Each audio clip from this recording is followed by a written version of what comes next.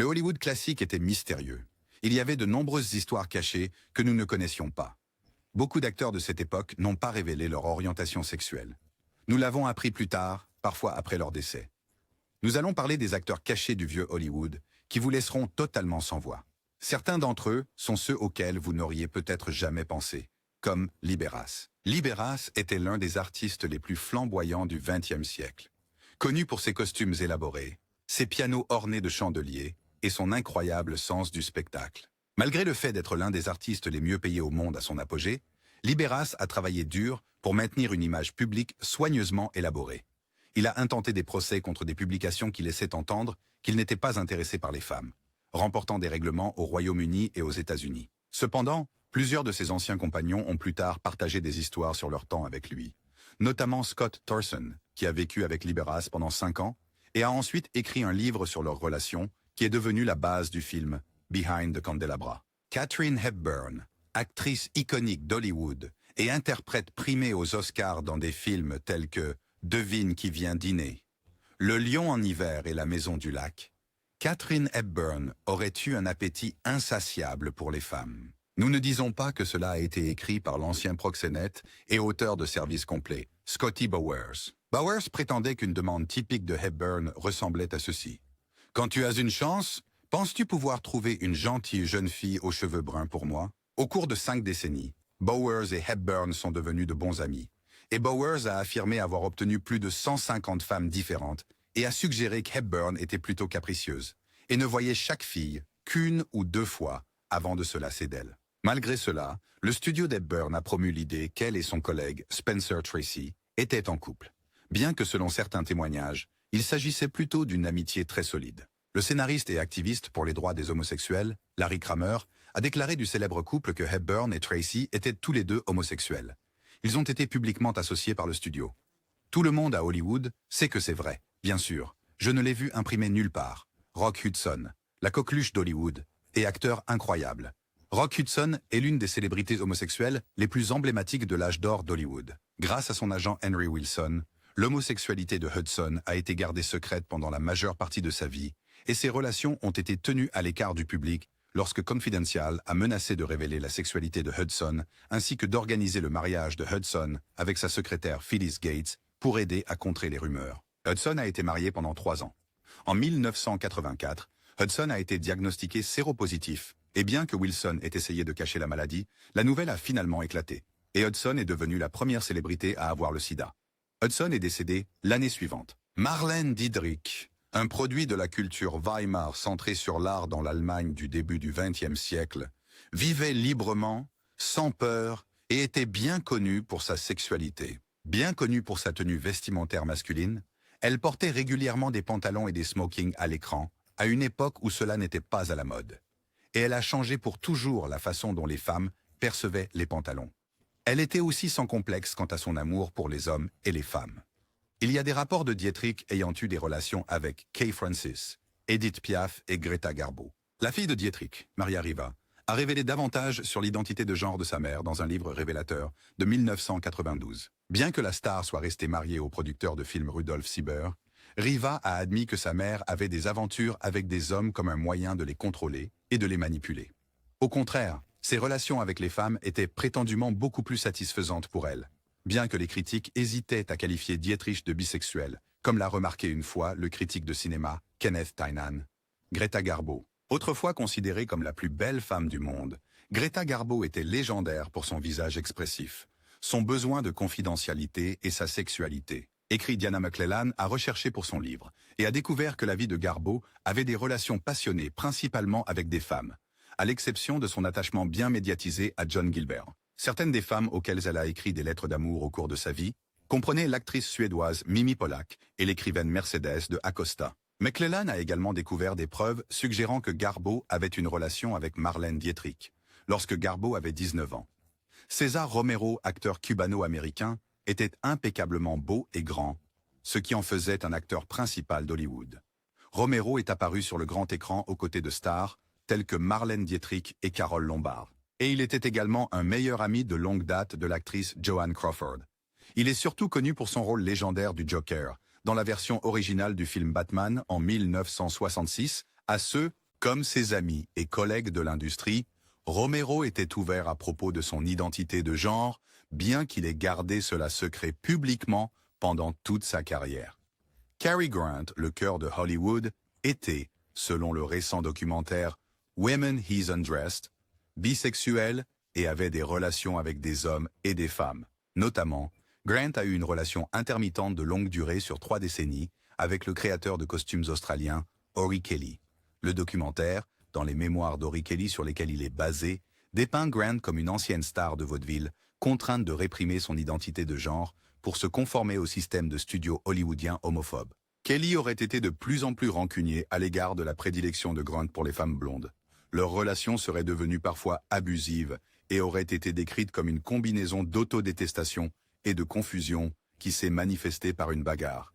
Catherine Thompson, la scénariste du documentaire, a déclaré au Poste. Elle a affirmé que Grant a même jeté Kelly hors d'un véhicule en mouvement lors d'un moment particulièrement tendu. Ramón Navarro.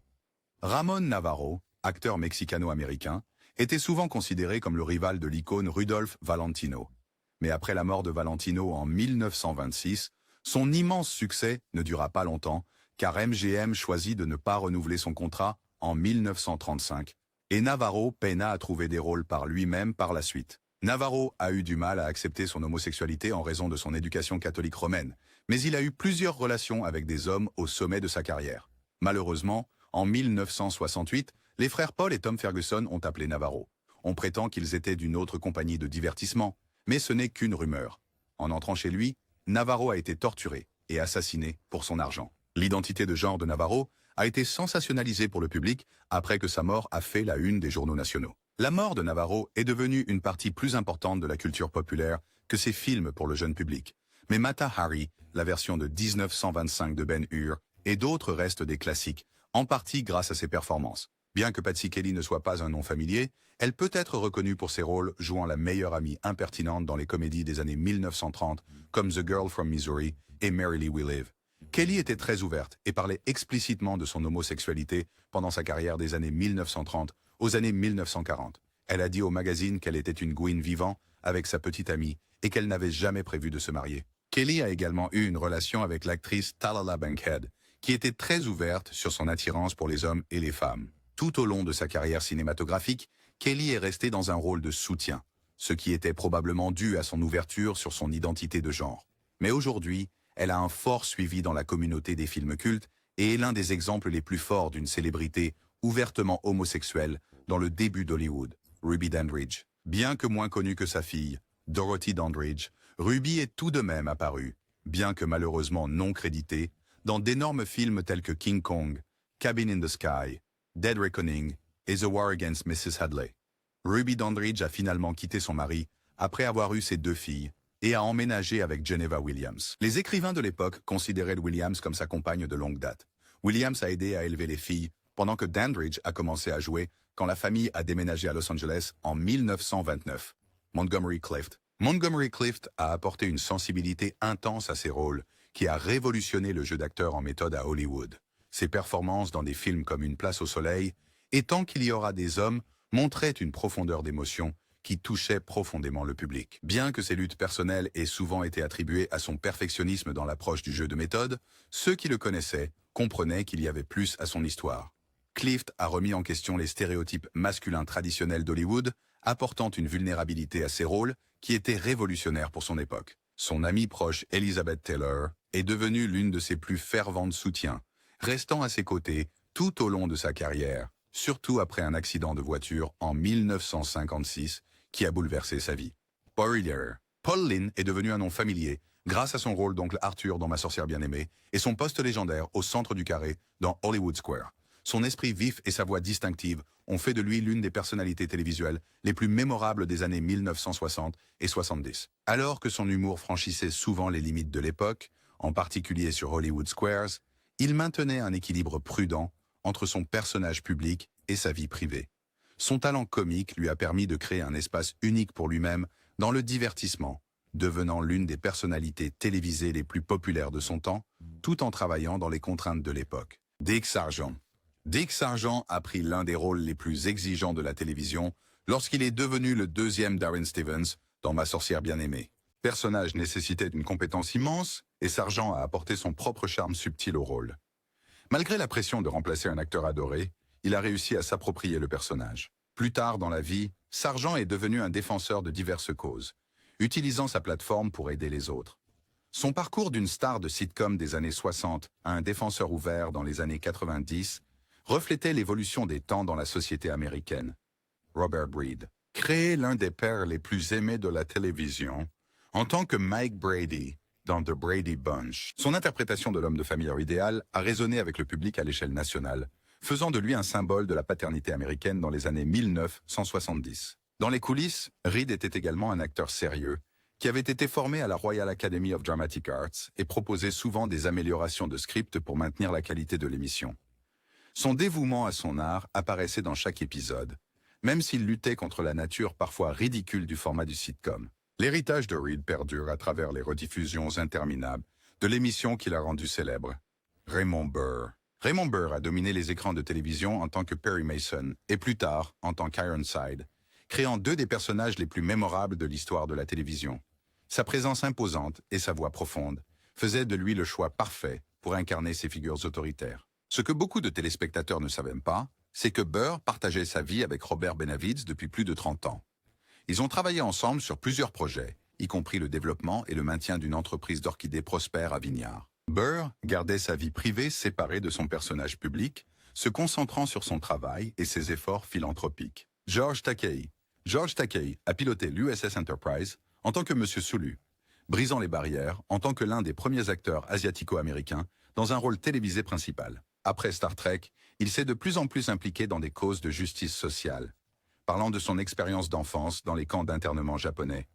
Ces dernières années, il est devenu un phénomène des réseaux sociaux, utilisant sa plateforme pour défendre les causes auxquelles il croit avec son humour et esprit caractéristique. Son parcours, d'icône de la science-fiction à activiste social, démontre comment la voix d'une personne peut faire une différence à travers les générations.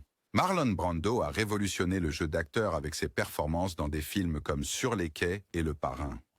Alors que ses relations amoureuses avec des femmes étaient bien documentées, son amitié profonde avec l'acteur Wally Cox est restée l'une des relations les plus importantes de sa vie.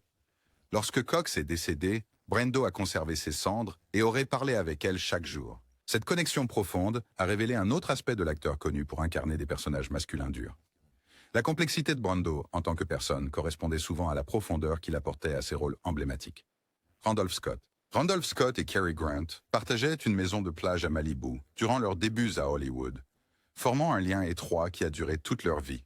Scott est devenu l'une des stars de western les plus réussies d'Hollywood. Connu pour ses interprétations robustes de cow-boy et d'homme de loi, sa carrière s'étendit sur plusieurs décennies, au cours desquelles il tourna plus de 100 films, dont plus de 60 étaient des westerns. Bien que leur cohabitation précoce ait suscité des questions au fil des ans, les deux hommes ont maintenu des carrières réussies pendant l'âge d'or d'Hollywood. Dirk Bogarde a commencé sa carrière en tant que matinee idol dans le cinéma britannique, jouant dans la populaire série Doctor in the House.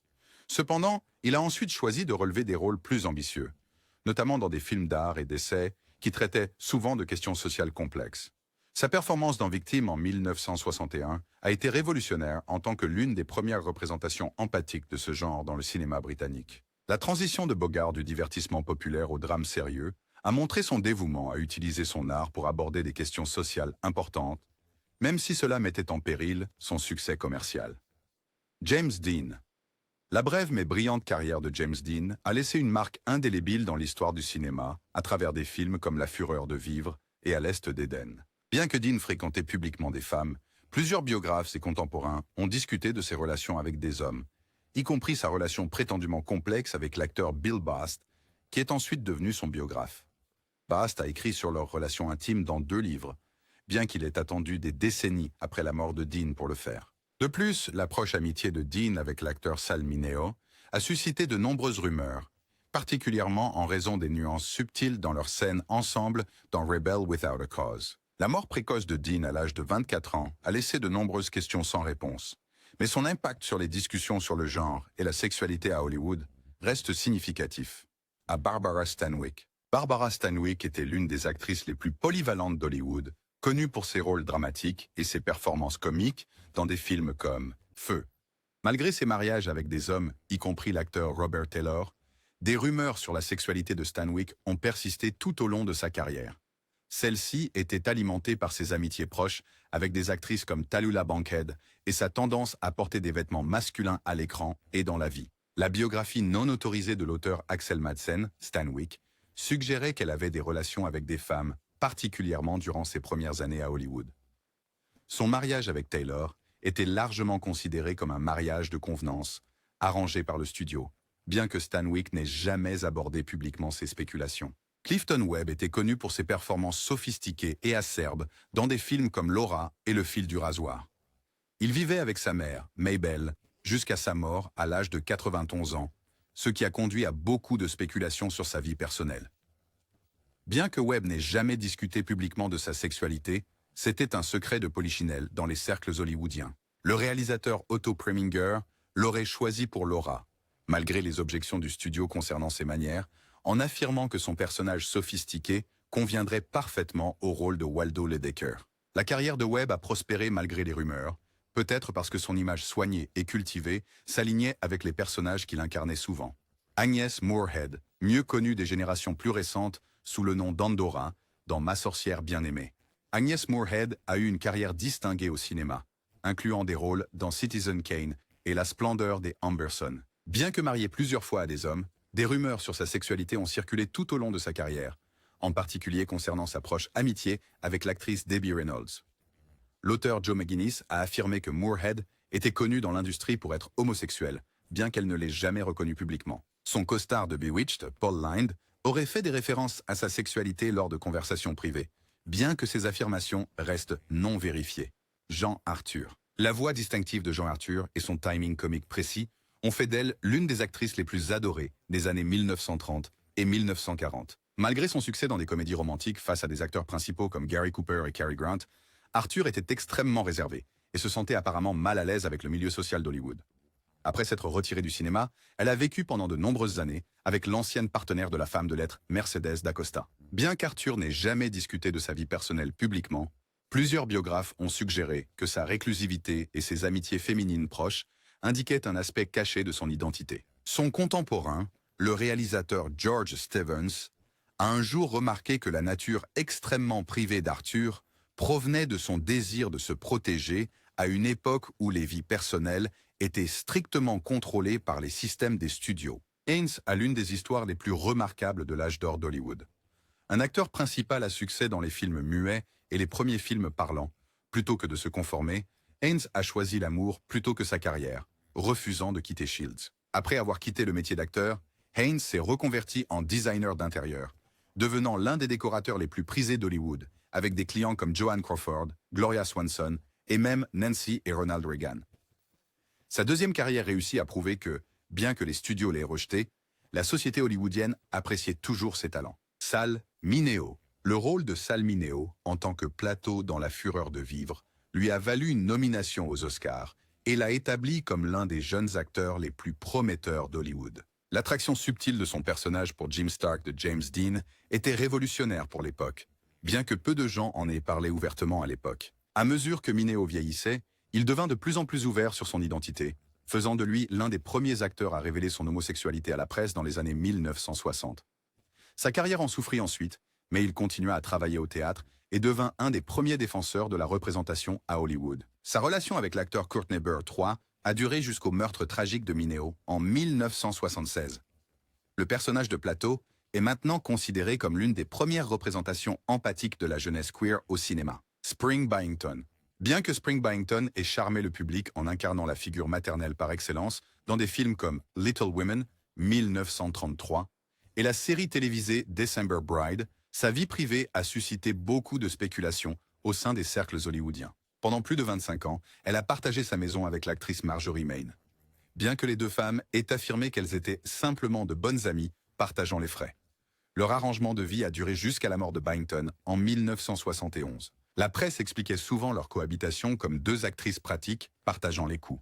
Mais ceux qui les connaissaient décrivaient un lien plus profond. Leur histoire illustre comment certains acteurs ont trouvé des moyens de vivre authentiquement, tout en maintenant des carrières publiques durant l'ère restrictive des studios. Nancy Culp. Rôle en tant que Miss Jane Hathaway dans les Beverly Hillbillies, Nancy Culp a apporté dignité et profondeur inattendue à ce qui aurait pu être un personnage unidimensionnel. Bien qu'elle n'ait jamais parlé de sa vie personnelle pendant sa carrière active, le sujet a émergé de manière spectaculaire lors de sa campagne politique en 1989 en Pennsylvanie, quand son ancien co-star Buddy Ebsen a fait campagne contre elle, ce qui a conduit à des spéculations publiques sur sa vie privée. Culp a enseigné au collège Juniata, où elle est devenue connue pour ses discussions franches sur les défis rencontrés par les acteurs qui ne correspondaient pas au moule conventionnel d'Hollywood. Ces dernières années ont été marquées par des discussions de plus en plus ouvertes sur l'identité et la représentation dans l'industrie du divertissement. Surtout connu pour ses performances flamboyantes dans Rowan and Martin's Laugh-In, Alan Suess a transformé son personnage extravagant en une carrière réussie à une époque où les artistes ouvertement gays étaient rares à la télévision. Bien qu'il ne se soit jamais explicitement déclaré pendant la diffusion de l'émission, Suess jouait avec les attentes du public à travers ses personnages outranciers dans Double Entendre. Dans son nécrologue de 2011, il était très difficile d'être gay à la fin des années 60. Suess a trouvé un moyen de s'exprimer à travers la comédie, utilisant l'humour pour repousser les limites tout en maintenant une dénégation plausible. Ses performances dans Laugh-In sont maintenant considérées comme révolutionnaires pour leur subversion subtile des normes de genre et des stéréotypes de la sexualité.